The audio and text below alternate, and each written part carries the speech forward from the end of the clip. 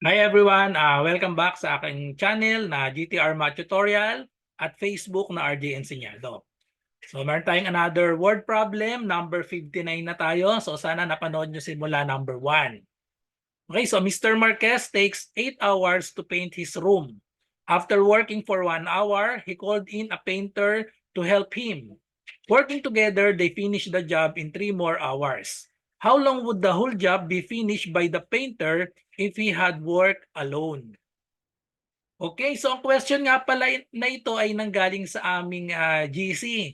So meron kaming GC para sa magta-take ng March. Tapos ini-invite ko kayo para dun sa mga nagre-review para sa pang-August. Meron akong panibagong GC.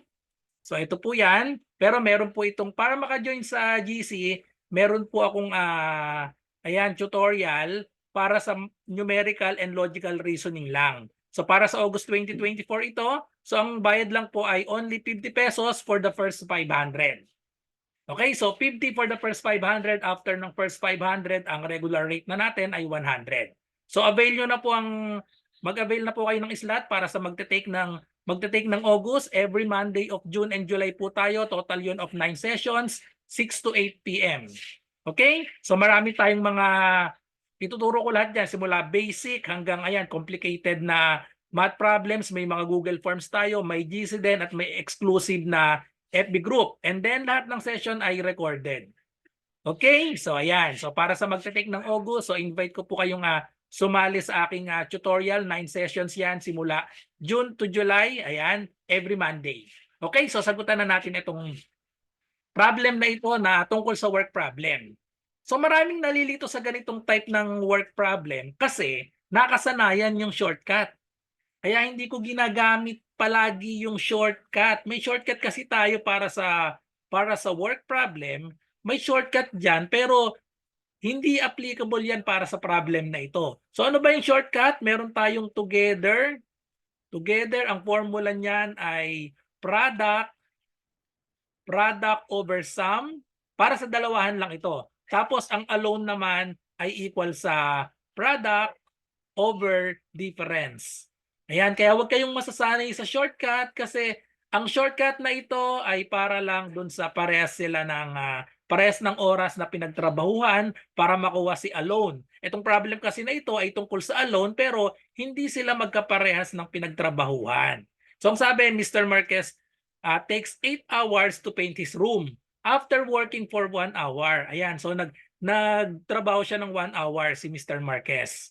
He called in a painter to help him. Working together, they finished the job in 3 more hours. How long would the whole job be finished by the painter if he had worked alone? So ito na nga yung sinasabi ko sa karamihan, hindi applicable ang shortcut kapag nasanay kayo sa shortcut, hindi nyo masasolve ito. Okay, so anong gagawin dito? Ibang formula ang gagamitin natin. Yung formula talaga na ginagamit. Kasi itong shortcut para sa together at sa alone ay nanggaling yan sa formula. Okay? So ayan, sulat natin yung formula para sa work problem. Dalawa yung ginagamit natin. We have 1 over A, ito yung rate ni A, plus 1 over B equals 1 over X. Or lagay natin T na lang para sa together. Okay, so ito yung unang formula na ginagamit. Yung pangalawa naman, kapag hindi sila magkaparehas ng time, pwedeng gamitin natin yung time spent ni A over A plus time spent ni B over B equals 1. 1 kasi nga yung one whole, buong trabaho, whole job, kaya 1 yan. Tapos, pag magkaiba sila, parang ito rin yan yung T. Pero ang kaibahan nito, pag minultiply natin both sides by T, magiging T parehas. Pero magkaiba ng oras na in-spend si A tsaka si B, kaya ginawa natin ng subscript T sub A and then T sub B. So itong formula na ito ang gagamitin natin para sa problem na ito. Okay, so sagutan na natin ang ating problem gamit ang formula na ito. Okay, so anong time spent ni A? So si Mr. Marquez daw, ang rate niya 8 hours. Okay, so si Mr. Marquez yan. Mr. Marquez 8 hours ang rate niya. Tapos yung painter, nagtrabaho na sila ng 1 hour and then he called in a painter. Working together, they finished the job in 3 more hours. So hinahanap natin yung rate ni B or ito ni rate ni painter. So given ang rate ni Mr. Marquez na 8 hours. So i-substitute lang natin sa formula. So we have time spent ni A, si A ay si Mr. Marquez. Nakailang oras ba si Mr. Marquez? Naka 1 hour na siya. Okay? So 1 hour plus nagtrabaho sila, magkatulong sila, working together, 3 more hours. So 1 plus 3. Over ang rate ni Mr. Marquez, ito yon yung A, ang rate ni Mr. Marquez ay 8. Plus, anong time spent ni B, ito yung painter. Si painter, ayan, working together, they finish the job in 3 more hours. So para silang tig 3 hours. Tapos hindi natin alam yung rate ni painter, kaya lalagyan na natin ng X, tapos equate sa 1. Okay? So yan na ang magiging working equation natin para sa work problem na ito.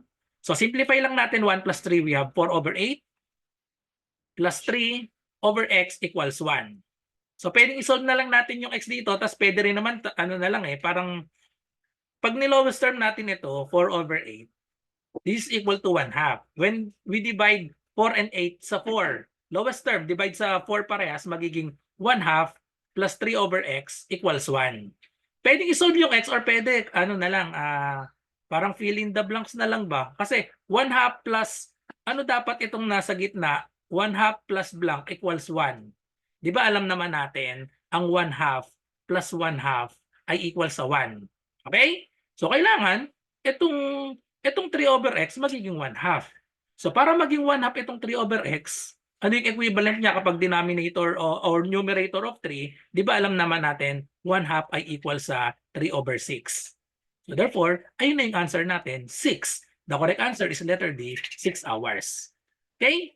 So ayun yung pwedeng ito yung isang solution natin, 1/2 plus 3 over X equals 1. So alam nga natin, 1 yung total. So 1/2 plus 1/2 ay equal sa 1. Kaya so sinod na lang natin 1/2 tapos i-convert natin sa numerator of 3 times pareha sa 3. 1 times 3 is 3. 2 times 3 is 6. Kaya ayun yung answer, 6. Tapos isolve naman natin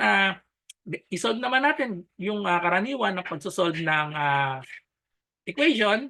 So multiply natin both sides by the LCD, 2 tsaka X, so multiply natin sa 2X. Okay? So multiply both sides by 2X, i-distribute natin ito.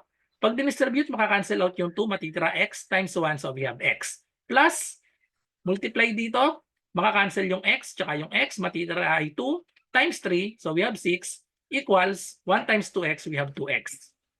And then, ilipat natin si X sa kabilang side, so we have 6 equals 2X. Pag lumipat itong X, magiging siyang negative X. So therefore, ayun na yung answer. 6 equals 2X minus X. The answer is X. So same answer, 6 hours. Okay, sa paalala ulit, sa work problem, hindi palaging nagagamit ang formula na product over sum or product over difference, kagaya na itong problem na ito.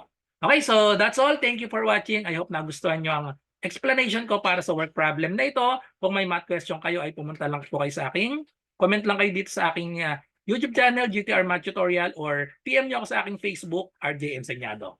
So good luck po sa lahat na nagre-review. Bye-bye and God bless.